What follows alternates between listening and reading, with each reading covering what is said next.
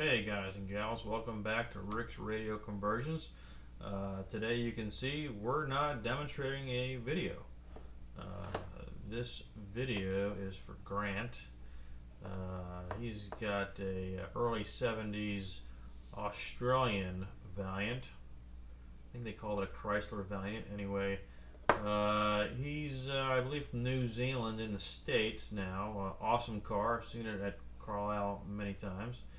And you may remember we did a Ute radio very similar to this a while back for our good buddy Tom. So Grant's getting the full conversion, AM, FM, Bluetooth, USB, and high definition. So Grant, all good with the radio so far. Everything tests out. So your knob here, your volume was beat up pretty bad. This whole potentiometer was popped out for the tone. Took a pretty good shot, but all works well. We just ran it up with Frankenstein, and so this is good. Tuner's good. Gets a lot of channels. Everything is all good with that. Next, we have to talk about the high definition, and this kind of is a video for Grant and for everybody else. So as you know, with the high definition, we have to use the red, green, blue LED. Okay, and they say red, green, blue because it does red, green, and blue lighting. So that's that. And so Grant, here's your faceplate. So there's a light here and a light here. I assume one was probably for AM and then one was maybe for FM or stereo lock, but we'll do some really cool stuff. We'll make one on all the time, and then one maybe the stereo lock light, and then there was this light tube that runs down the back of the faceplate. That it's kind of ironic. Green is over here, but yet there's a red. This is not an LED, this is just a light tube, and then the red bulb, red is over here, and then green light tube is over there. So my recommendation is, and this was so dry, this just came off.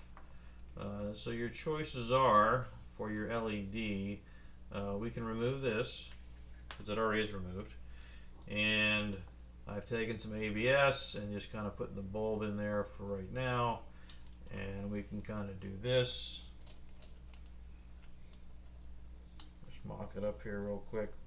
And we can kind of glue it in there, and then that way you'll be able to see if you're an AM, FM, Bluetooth, USB, and if you have a high definition station, when you get the lock, this will turn aqua, your little LED there. And then these two bulbs here will still work as they did before. No problems with any of that. It's just where do we put the high definition LED. You need the high definition LED, otherwise you'll never know if you're on a high definition channel. And like I said, it also does your AM, FM, Bluetooth, and USB modes as well. So there's that option, or I can make you or give you this one. This is from our demo radio. This is about the smallest box I can get for this little itty bitty light bulb. I can customize it, make it smaller. You can put Velcro underneath it and stick it underneath the dashboard or something like that. In the back, what we do is, since it's a three-pin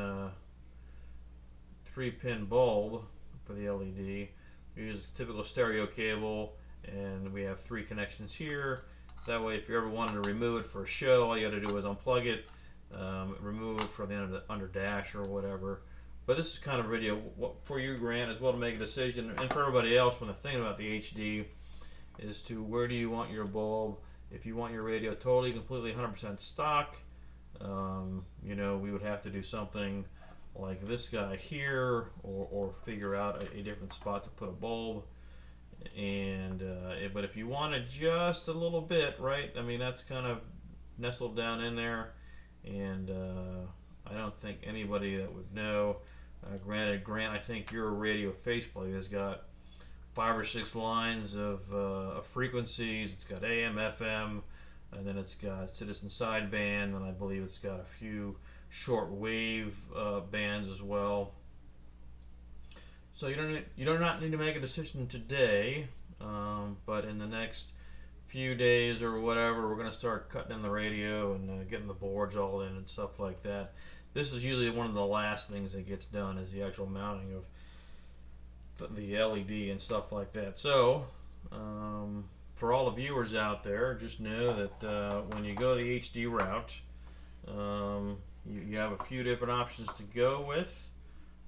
Me personally, Grant, when I do my radio, I don't have HD in my car yet either, but I am going to go for this option here and just make a little tiny itty bitty. I'm going to make a little tiny itty bitty incision behind my number plate and have it stick out. But you already have this hole, which actually did nothing. I don't know if this light plate, this light tube, was enough from these little itty bitty bulbs, peanut bulbs, to drive in there and make it look anything. But anyway, however you want us to do it, we will do it, because customization on what the customer wants is what we're all about here.